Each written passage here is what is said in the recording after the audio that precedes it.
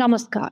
किछि दिन ହେବ ରାଜ୍ୟର ଅଧିକାଂଶ ଅଞ୍ଚଳରେ ତାଣ୍ଡବ ରଚୁଛି କାଳବୈଶାଖୀ। ବିଜୁଳି ଘଡ଼ଘଡ଼ି ସହ ବର୍ଷା ଓ ପବନ ଘଟାଉଛି ବ୍ୟାପକ କ୍ଷୟକ୍ଷତି।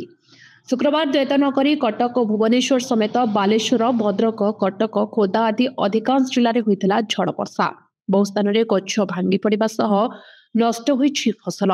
25 ତାରିଖ ପର୍ଯ୍ୟନ୍ତ ଏ ପରିସ୍ଥିତି ଲାଗି ରହିବ ବୋଲି ଆଞ୍ଚଳିକ ପାଣିପାଗ ବିଜ୍ଞାନ କେନ୍ଦ୍ର ପକ୍ଷରୁ ଜାରି କରାଯାଇଛି ସତର୍କ ସୂଚନା।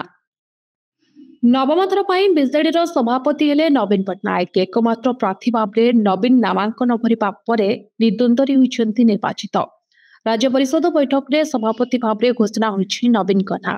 ସଭାପତି ହେବା ପରେ ନବୀନଙ୍କୁ ଶୁଭେଚ୍ଛା ଜଣାଇଛନ୍ତି ଦଳୀୟ ନେତା ଓ କର୍ମୀ।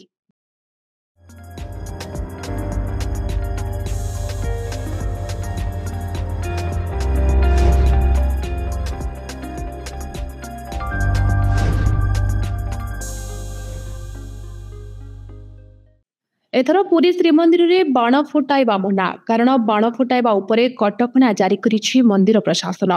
ଶ୍ରୀମନ୍ଦିର ଛତିଶା ନିଯୋଗ ବୈଠକରେ ନିଆଯାଇଛି ଏହି ନିଷ୍ପତ୍ତି। ଗତବର୍ଷ ବାହାର ଚନ୍ଦନ ଯାତ୍ରାରେ ବାଣ ବିସ୍ଫୋରଣ ଘଟଣାକୁ ଦୃଷ୍ଟିରେ ରଖି ନିଆଯାଇଛି ଏଭଳି ନିଷ୍ପତ୍ତି। ଏହାଛଡ଼ା ଚନ୍ଦନ ଯାତ୍ରାରେ ସାମିଲ ଭକ୍ତ ଓ ସେବାୟତଙ୍କର କରାଯିବ ସ୍ୱାସ୍ଥ୍ୟ ବୀମା।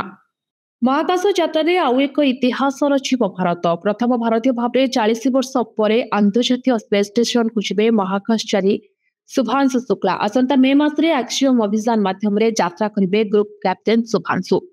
ମେ ମାସରେ ଆକ୍ସିୟମ-4 ଅଭିଯାନ ହେବ ଉତ୍କ୍ଷେପଣ। ଏଥିରେ ଅଭିଯାନ ପାଇଲଟ ହେବେ କ୍ୟାପ୍ଟେନ ଶୁଭ୍ରାଂଶୁ।